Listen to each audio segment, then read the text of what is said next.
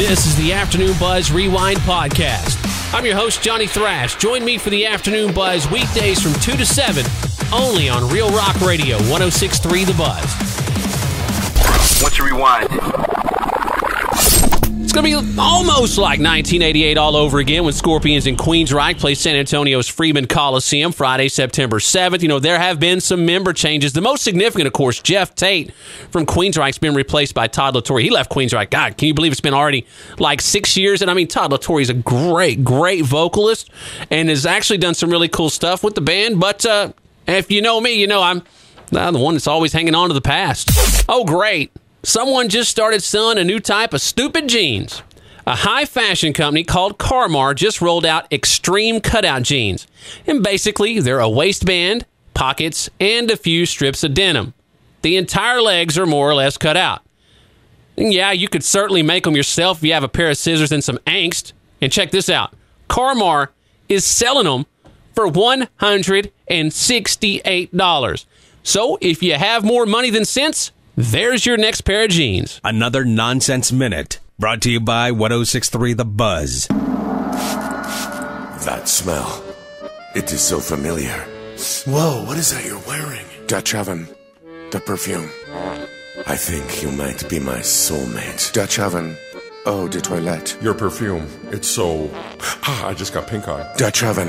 When you want to force someone to smell you. I find myself oddly attracted to you. The fragrance that men know.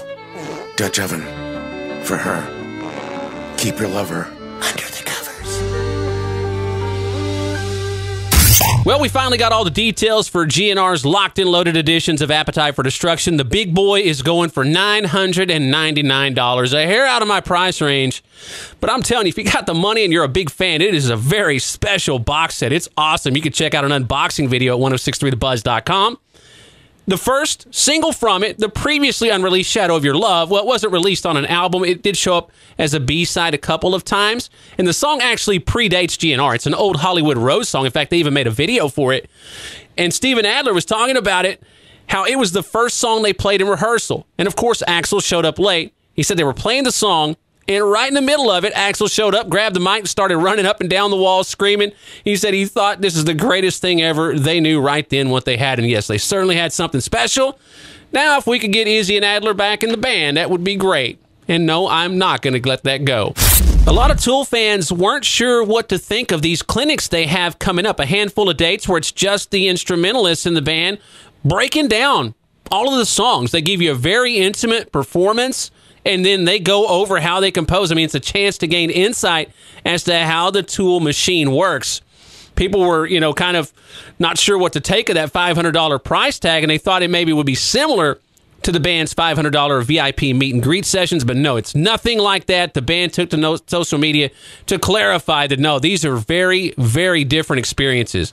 And I'll tell you what, yeah, it's $500, but if they were doing one of these nearby, I would seriously consider going to that. That's something special there, in my opinion, anyway. 106.3 The Buzz presents Nonsense Minute. Men, does your pee smell like asparagus? I'm worried what the other guys at the urinals must think of me. Someone's been eating vegetables.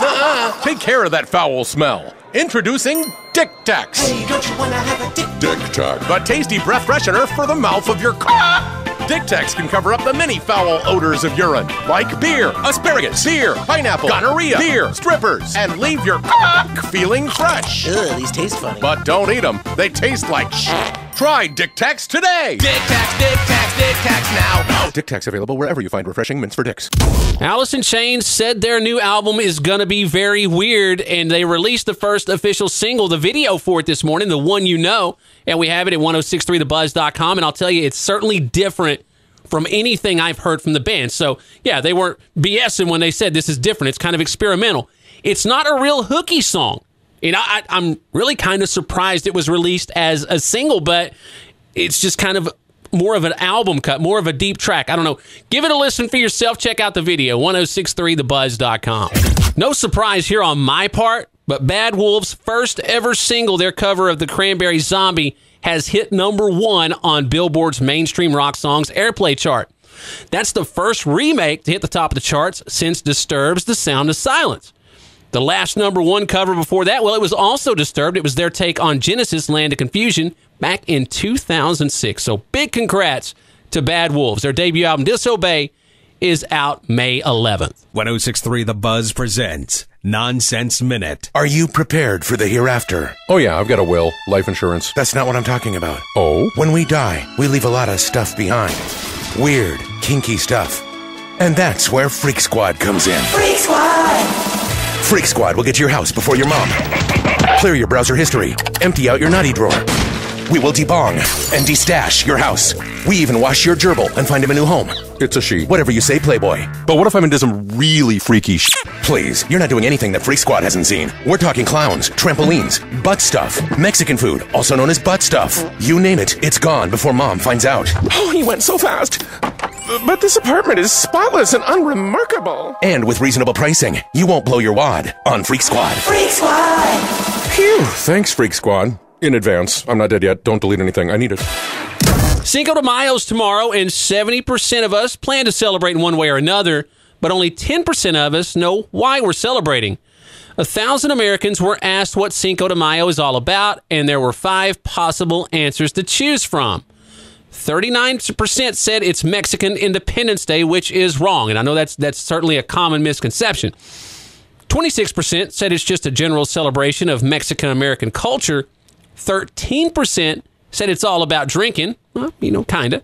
And another 13% admitted they just had no idea. Only 10% said it's the anniversary of Mexico's victory over France, which is the correct answer. The Battle of Puebla happened on May 5th, 1862. So now you know. And Mexican Independence Day is actually celebrated on September 16th. The top 3 ways we plan to celebrate tomorrow are by eating Mexican food, drinking margaritas, and doing something to actually celebrate Mexican culture. Drinking Mexican beer and throwing a party also made the top 5, which is pretty much exactly what we do every year. As much of a Star Wars fan as I am, I don't usually do anything for May 4th, Star Wars Day. I know a lot of people that do, but I don't know. I've just never really latched on to that. But for the occasion, we have a story at 1063thebuzz.com, the history of 5 Star Wars movies that were never made, including Splinter of the Mind's Eye. That was the first official Star Wars novel. It would have been the sequel to Star Wars if it wasn't such a success, but it was a success, and then we got my favorite, Empire Strikes Back. There's also the original prequels, and I don't mind the prequels that came out in the late 90s, early 2000s. In fact, I really dig Revenge of the Sith, and I love Darth Maul. I wish we'd have had him through all 3, but it didn't work out like that. But originally, the prequels were supposed to discuss the origins of the Jedi as well as cover the Clone Wars. Now, at one time, George Lucas was going to do episodes 7 through 9. Also, there was supposed to be a Wookiee movie at one time. Now, here's one, though, that's still on the table. It's Josh Trank's standalone movie, kind of like Solo or Rogue One. And not much is known, but it's assumed that it'll be about Boba Fett, but with a different director. And I hope that happens because that will be a smash. Check out the entire history of 5 Star Wars movies that were never made at 1063thebuzz.com. 106.3 The Buzz presents Nonsense Minute. Ever found yourself in a strange place and you needed to drop some turdage? Oh, God. Some number 2 Where's the bathroom? bomb porcelain harbor? I can't find the bathroom! You know what I'm talking about. Where's my phone? Introducing Poober. Poober is the toilet sharing app that connects you with real toilets nationwide. Oh, thanks, Poober. Toilets that come to you. Poober. Share the dump.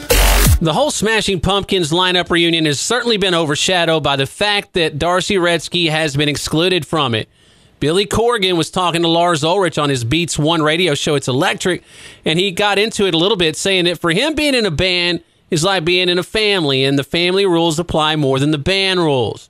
Family comes first, and all the BS comes second. He said he spent 2 years before everything that just fell apart this year trying to repair his relationship with D'Arcy, and every time he tried to get in a room with her, and he still hasn't been in a room with her for 19 years, saying only when it became obvious that it wasn't the way she wanted it to be, it turned into this thing that turned very reminiscent of the past. And people saw that with her releasing private messages and whatnot. We have the entire interview for you, 1063thebuzz.com. Hey, thanks for checking out the Afternoon Buzz Rewind podcast. Join me, Johnny Thrash, for the Afternoon Buzz, weekdays from 2 to 7 on Real Rock Radio, 1063 The Buzz.